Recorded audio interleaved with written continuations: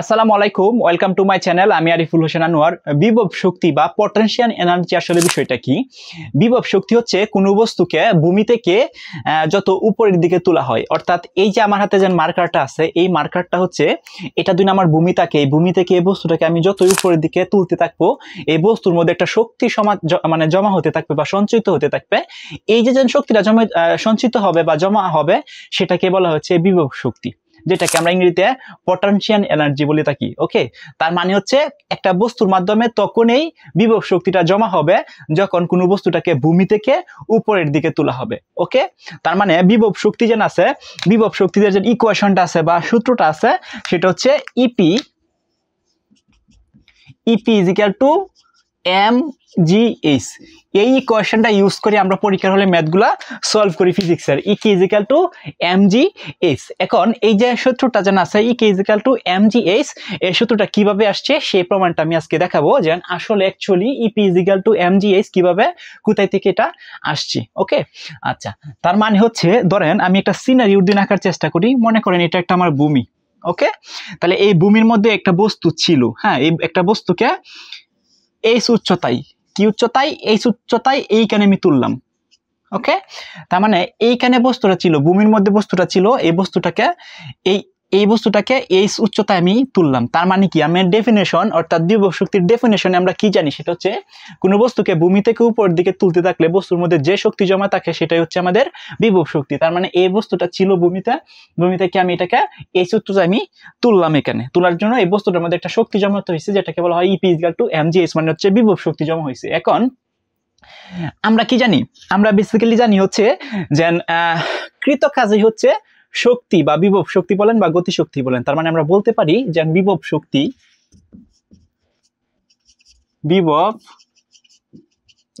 Is equal two কৃত কাজ।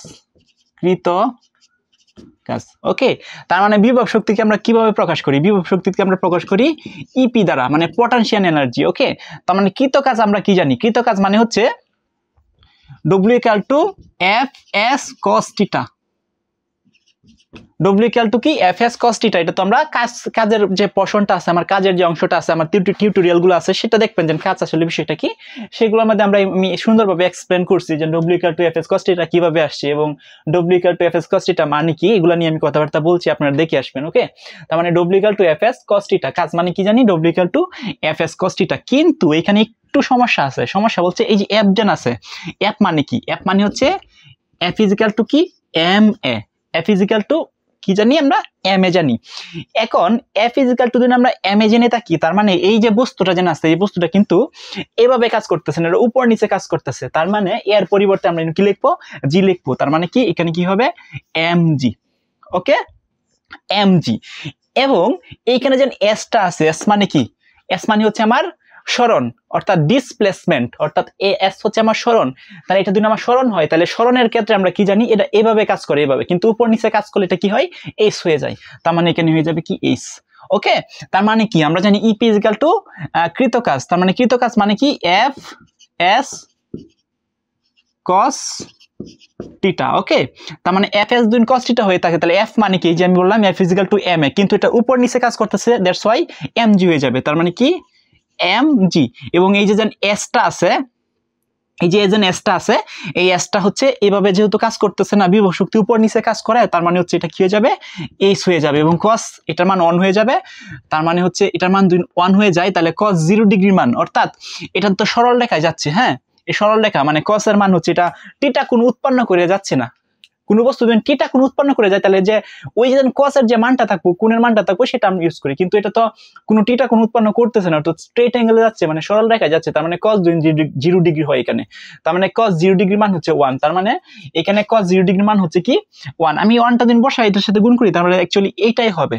তার মানে আমরা কি পাইছি? EP is equal to mgh। দেখেন এই যে আমার কাঙ্ক্ষিত ইকুয়েশন, এই ইকুয়েশনটা হচ্ছে এই যে ইকুয়েশনটা, EP is equal to mgh, এটা হচ্ছে আমাদের বিভব শক্তি। Okay, very easy. সো একটু দিন আপনারা ট্রাই করেন, তাহলে এটা পারার কথা। অ্যাকচুয়ালি এটা কিভাবে আসছে। সো এই হচ্ছে বিভব শক্তি।